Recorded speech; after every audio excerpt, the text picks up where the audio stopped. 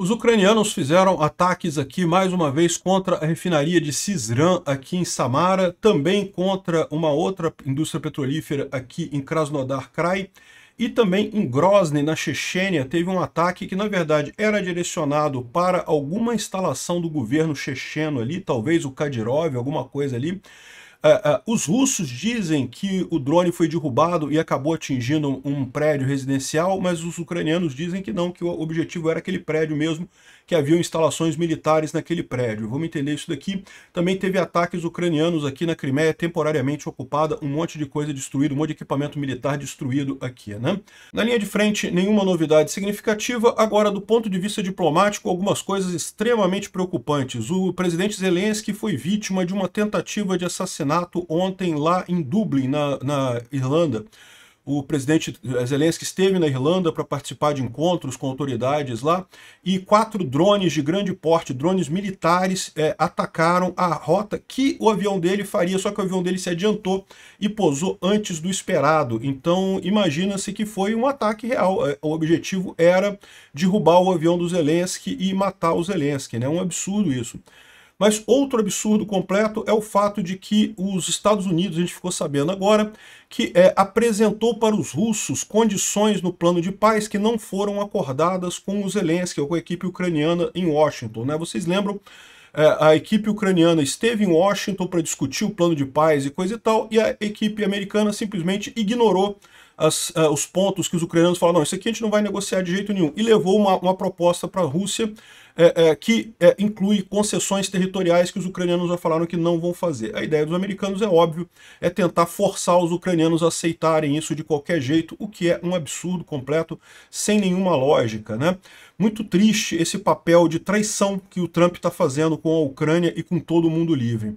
Eu sou o Peter Turguniev, esse é o Mundo em Revolução e nós vamos falar agora sobre a situação na Ucrânia, hoje dia 5 de dezembro de 2025, são 9 horas da manhã aqui no Rio de Janeiro, 2 horas da tarde lá em Kiev, no momento que eu gravo esse vídeo, e essas notícias foram sugeridas por Noviça Rebelde, Velho Virgem e várias outras pessoas. Obrigado aí o pessoal que sugeriu notícias lá no nosso site, no wrevolving.com, e obrigado a você que está assistindo o nosso vídeo. Se você gosta do nosso conteúdo, por favor, deixe o seu like, se inscreva aqui no canal, né?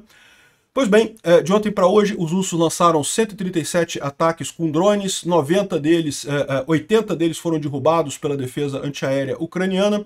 No entanto, ainda teve 13 locais atingidos em todo o país, mas nada muito sério de ontem para hoje, né? Agora, os ucranianos atingiram um prédio aqui na cidade de Grozny, na Chechênia, né?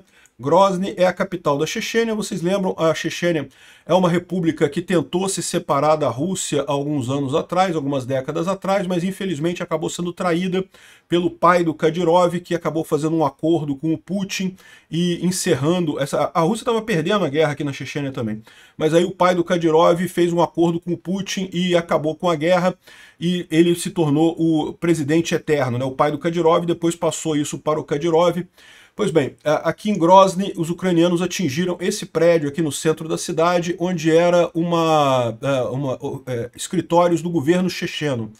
E dizem os russos que isso aqui foi um erro, tá aqui, ó, os russos dizendo que se você derruba drones que estavam indo em direção a alvos militares, com dezenas de quilos de explosivos, eles vão acabar voando, vão acabar caindo sobre casas e coisa e tal, né? Mas os ucranianos dizem que não, que o objetivo era esse prédio mesmo, que aqui haviam escritórios de unidades de defesa chechenos, que comandam as unidades chechenas lá no campo de batalha. Então o alvo era esse daqui mesmo, embora exista essa controvérsia se na verdade o alvo era outro lugar, e na verdade os russos derrubaram o drone acabou caindo. Esse prédio aqui é o prédio mais moderno que tem lá em Grozny, e é usado pelo governo de Grozny, né, pelo governo da Chechênia ali. Dá para ver aqui que chegou a pegar fogo e coisa e tal. Foi uma explosão grande, tá? O dano foi significativo ali nesse prédio, né? A gente não tem ainda informações se houve mortos e feridos nesse episódio, né? Sendo um prédio do governo, de certa forma, é um alvo militar válido, né? Bom, não foi só isso. Os ucranianos atingiram também o porto de Teriuk, na região de Krasnodar Krai. Então tem essa região aqui. Teriuk, esse porto aqui que fica no Mar de Azov, foi atingido pelos ucranianos. Certamente algum objetivo militar havia ali, né? É muito comum os russos usarem essa região como lançamento de drones Shahed contra a Ucrânia. A gente não sabe ainda se foi isso que foi atingido, mas o fato é que alguma coisa foi atingida e está pegando fogo ali, né? Pode ser também a questão de sanções com petróleo, né? Ou seja, a Ucrânia tem feito as sanções de verdade, aquelas que proíbem a Rússia de exportar petróleo, né? Destruindo portos e instalações petrolíferas russas. Pode ser que tenha sido isso também. Esse porto aqui não é um porto muito grande, é um porto no Mar de Azov. O Mar de Azov é extremamente raso, tá? Ele não tem um calado muito grande, ele não tem uma profundidade muito grande. Então, grandes navios petroleiros não podem usar esse tipo de porto aqui. Geralmente eles usam os portos que estão aqui em Tuapse, Novorossiysk, essa região da Rússia aqui, que é o mar é mais profundo aqui, né? Mas enfim, não sabemos ainda exatamente o objetivo aqui. O fato é que foi com sucesso o ataque. Aqui, ó, o incêndio aconteceu ali no porto de Temryuk, na região de Krasnodar da Rússia, depois de um ataque de drones. Dizem que um terminal de gás teria sido atingido. Então isso seria o ponto que pegou fogo ali, né? Bom, além disso, os ucranianos atingiram também a refinaria de Syzran, ali em Samara, que está pegando fogo. Então dá para ver aqui, isso aqui é outra coisa, né? É a refinaria de Syzran. Syzran fica aqui na região de Samara, nesse lado de cá. É uma das maiores refinarias da Rússia, a refinaria de Syzran, e aparentemente tem um incêndio bem significativo ali, tá? Pegou fogo na refinaria. Não é a primeira vez que essa refinaria é atingida, ela já foi atingida várias vezes. O processo é sempre o mesmo, né? Os ucranianos esperam ver os russos consertando a coisa, vai lá e destrói de novo, o que é lindo. Aí, inclusive, agora pela manhã continua pegando fogo em várias regiões da refinaria de Syzran, tá? Então aqui, isso aqui é uma imagem de agora cedo. O ataque na refinaria foi durante a noite, como vocês podem ver aqui, as imagens à noite, né, noturnas. Mas se você olhar aqui, isso daqui é uma imagem de agora cedo e você vê ainda muita coisa pegando fogo lá, várias colunas de fumaça subindo ali na região da refinaria de Syzran, ali em Samara, na Rússia, né? Então mais um ataque com muito sucesso dos ucranianos por ali. Então, aqui a gente tem os 3 pontos que foram atingidos na Rússia propriamente dita. Agora, na região temporariamente ocupada da Crimeia, também teve ataque ucraniano aqui. Um MiG-29 foi destruído na base aérea de Kharkiv, na Crimeia temporariamente ocupada. Então, menos um aviãozinho para os russos. Também aqui uma antena de radar aqui também foi atingida ali no mesmo lugar. Então está aqui o ponto em que atinge o avião, está aqui o avião sendo atingido por um drone aéreo e também essa unidade de radar aqui que também foi eliminada pelos ucranianos aqui. Segundo estão dizendo, os ucranianos têm usado um combo de drones marítimos e aéreos. Então, na verdade, vai um drone marítimo que chega aqui perto, né, um barquinho, né, que tem comunicação com satélite, coisa e tal, e aí a partir desse barquinho saem os drones, e os drones fazem um ataque nas bases ali da Crimeia. É uma estratégia interessante, porque aqui seria uma distância muito grande para um drone conseguir percorrer toda essa área aqui, mas a partir do barquinho aqui é relativamente tranquilo ele fazer esse processo, né, e contorna as principais defesas russas, né? Você vai pelo mar, contornando as defesas, e chega aqui só na última milha que você usa o drone aéreo, e parece que com muito sucesso aqui, né? Teve outro ataque também aqui, outros ataques de drone também, outros radares e instrumentos de vigilância ali na Crimeia temporariamente ocupada. Então isso daqui é uma outra visão, eu imagino que seja, aqui também tem alojamentos, né, de russos aqui. Então outro grande ataque ucraniano ali também, com o mesmo modus operandi, tá?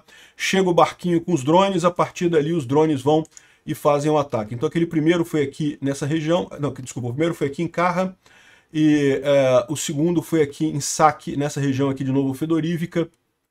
Então foram os 2 ataques aqui ucranianos na Crimeia temporariamente ocupada de ontem para hoje, né? Além disso, a gente tem uma imagem aqui da refinaria de Afipski, que foi atingida anteontem, né? E a gente tem uma imagem do dano que aconteceu aqui. Aparentemente é numa estação de bombeamento, num manifold de bombeamento, onde foi atingido, que pegou fogo. Isso é uma coisa positiva, isso costuma danificar toda a estrutura para abastecimento desses tanques, né? Um manifold é um conjunto de válvulas que você usa para direcionar o petróleo para o tanque A ou para o tanque B, né? Tipicamente essas coisas hoje são todas automatizadas, então você até tem válvulas manuais para caso de emergência, mas elas são automatizadas, são controladas por computador.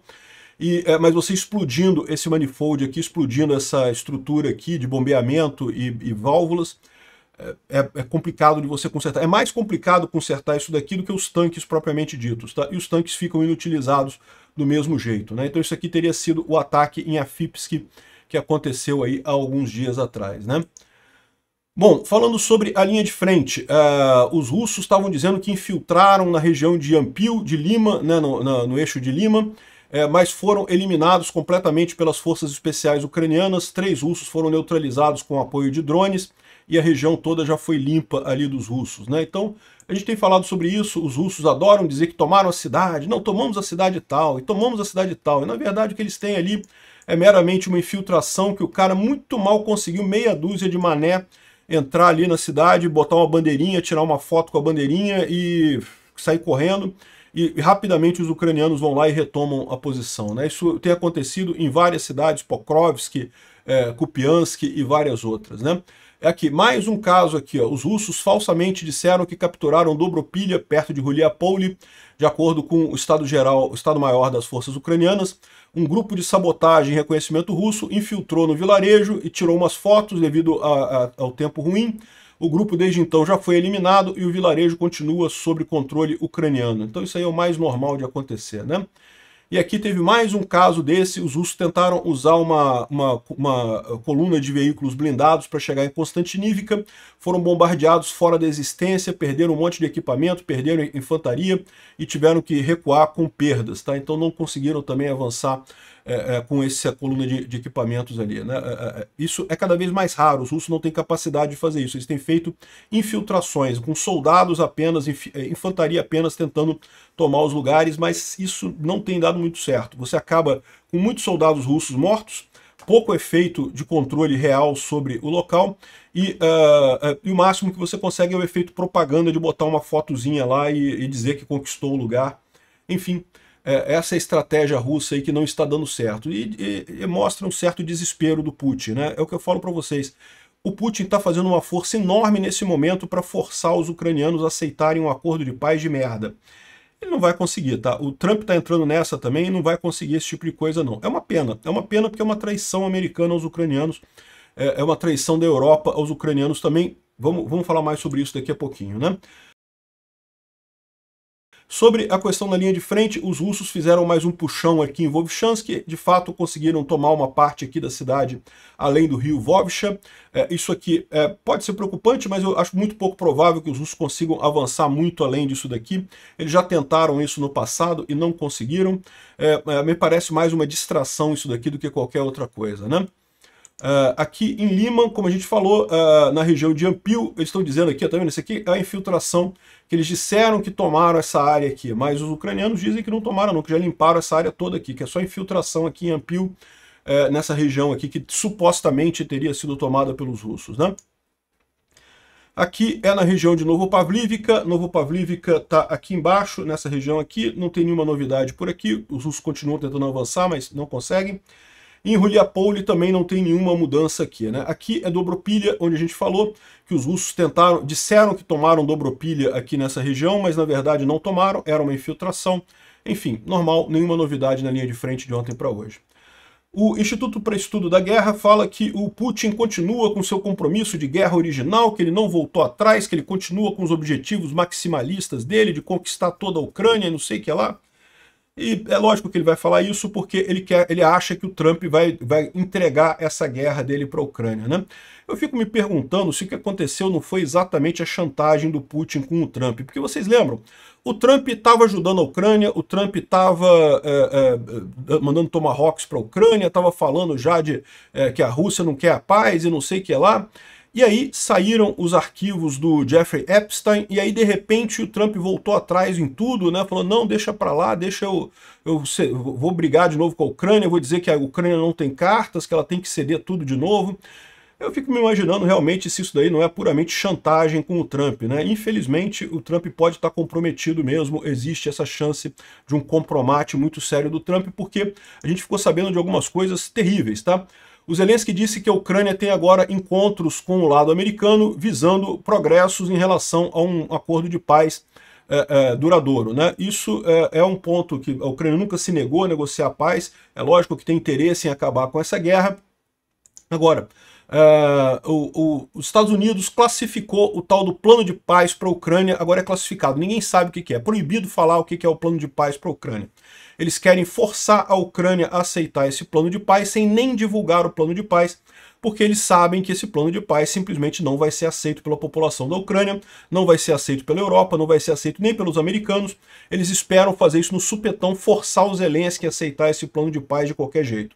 Isso é um risco enorme, inclusive aqui a gente ficou sabendo que a proposta que os americanos levaram a Moscou continha questões que os ucranianos não aprovaram para serem discutidas segundo o Financial Times. Ou seja, lembra que primeiro teve um encontro entre os representantes ucranianos lá na Flórida com a equipe americana, em que aquele plano de 28 pontos foi reduzido, foi limitado e coisa e tal. E depois esse plano foi levado para a Rússia. E quando foi levado para a Rússia, voltaram alguns pontos que os ucranianos disseram que esse ponto aqui não pode ter, isso aqui esquece, não vai ter. Os americanos colocaram de novo para levar para o Putin. E por isso que o Trump falou que não, que tiveram uma conversa muito boa, que as coisas estão avançando porque eles estão traindo a Ucrânia. Eles estão fazendo um acordo apenas com a Rússia. Cara, eu não sei o que o Putin tem do Trump aí para mostrar aí além dos arquivos de Epstein, porque deve ser alguma coisa muito pesada mesmo, né? Só pode ser isso, não tem nenhuma outra explicação para essa história, para essa mudança tão drástica do Trump, né? Aqui, ó, o Zelensky está claramente chateado com a informação que foi escondida da delegação ucraniana, ou seja, os americanos ofereceram alguma coisa para os russos que foi negado, a delegação ucraniana sequer ficou sabendo que isso estava sendo negociado com os russos, e é um absurdo esse tipo de coisa, né? O Spiegel, que é um jornal alemão, né, publicou um vazamento de uma transcrição de uma conversa entre o Merz e o Zelensky, em que o Merz avisou que os negociadores americanos estão jogando jogos. Tomem cuidado, nós não podemos deixar a Ucrânia sozinha nesse momento. Ou seja, o que está acontecendo é isso. Os americanos não querem, eles criaram um plano de paz totalmente favorável ao Putin, que não querem nem falar qual é esse plano de paz, porque certamente é botar no cu de todo mundo livre, e daí eles vão agora forçar o Zelensky a aceitar esse plano de paz, ou forçar a delegação ucraniana a aceitar esse plano de paz.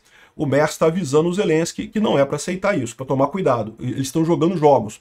Não é interesse dos americanos fazer a paz coisa nenhuma. Interesse do governo americano agora, os americanos estão trabalhando com os russos. É lamentável isso, tá? Porque o que a gente vai ver acontecer é o governo Trump desabar nas eleições do ano que vem com essa traição toda que o Trump está fazendo. Como eu já falei para vocês, até entre republicanos o apoio à Ucrânia é quase unânime lá nos Estados Unidos, é muito majoritário, e o Trump já está enfraquecido na perspectiva de manter a Câmara dos Deputados por lá. Infelizmente, ele perdeu o Senado, é pouco provável, o Senado vai continuar republicano, mas a Câmara dos Deputados, a House of Representatives, dificilmente o Trump vai conseguir manter depois dessa lambança tão grande, ainda mais fazendo uma traição deste tamanho, né?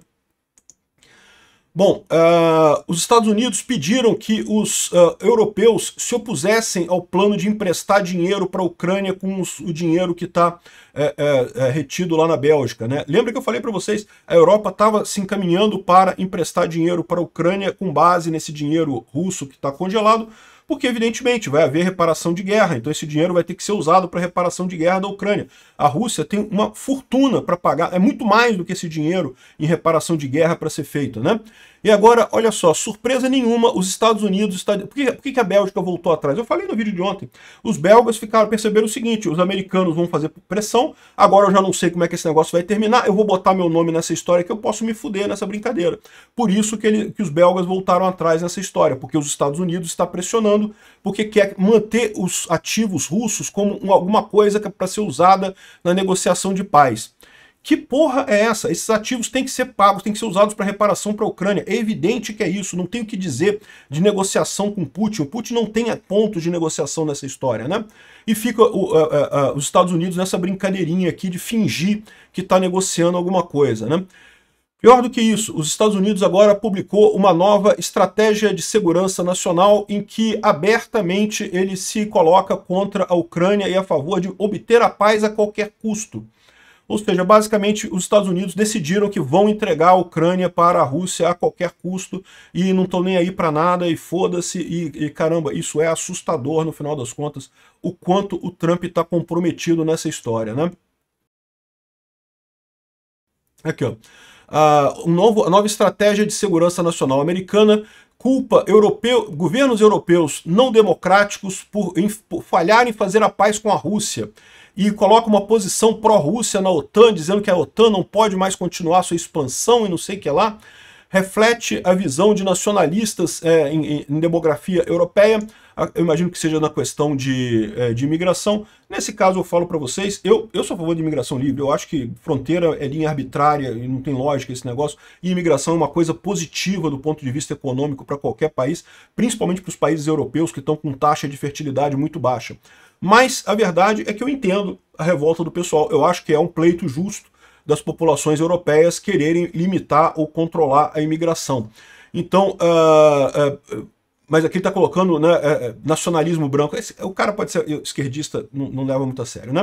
E diz que apoia os partidos de direita na Europa. Também dizer que é de extrema direita, eu também discordo. Existem partidos de direita na Europa, sim, existem, e faz sentido, são aliados ao Trump.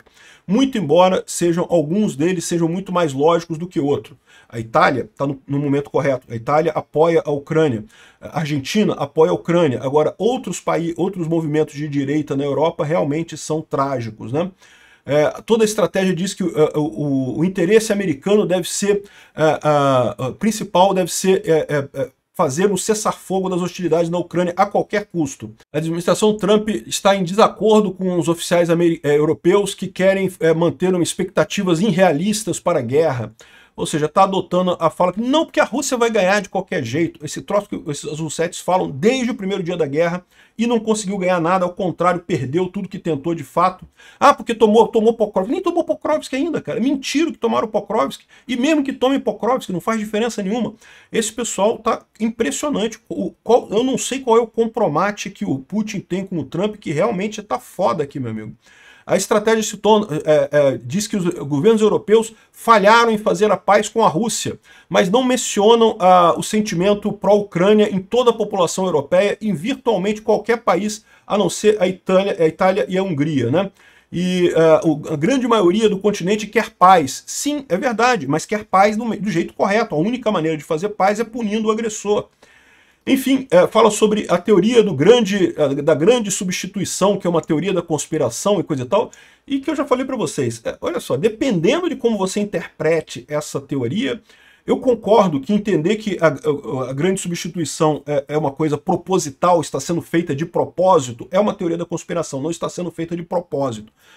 Mas, em última análise, é o que está acontecendo, né? O que é essa teoria da grande substituição? É que os europeus estão tendo cada vez menos filhos, ao passo que está entrando cada vez mais imigrantes na Europa. O que vai acontecer é que vai substituir a população atual da Europa pelos imigrantes. Não é? Isso meio que é matemática, não é nem questão de dizer que é teoria da conspiração e coisa e tal. Agora, existe uma teoria da conspiração, que aí é teoria da conspiração mesmo, de que os governos europeus estão fazendo isso de propósito. Eu não concordo com isso, não acho que é de propósito, eu acho que é uma questão cultural e é uma questão histórica. A verdade é que se você olhar a história da Europa, sempre foi isso, né? A Europa foi invadida pelos godos, visigodos, estragodos e hunos e depois não sei o que lá, e a Europa sempre foi um caminho de mudança, né? Nunca teve esse negócio, a população europeia nativa e coisa e tal, sempre foi substituída de tempos em tempos, então não tem nada de errado nisso daí. Eu tenho certeza que, da mesma forma como os últimos invasores, os novos invasores vão também assimilar a cultura europeia e vão acabar sendo desenvolvidos do mesmo jeito, né? Mas enfim, essa questão da grande substituição aqui, alguns, eles tratam aqui como uma teoria da conspiração, mas depende de como você entende a coisa, né? Enfim, uma crítica muito grande isso daqui. O ponto central dessa história é, se você cede a um agressor, você não vai ter paz, você vai ter guerra, né? Esse é que é o grande erro. Eu acho realmente um absurdo isso daqui.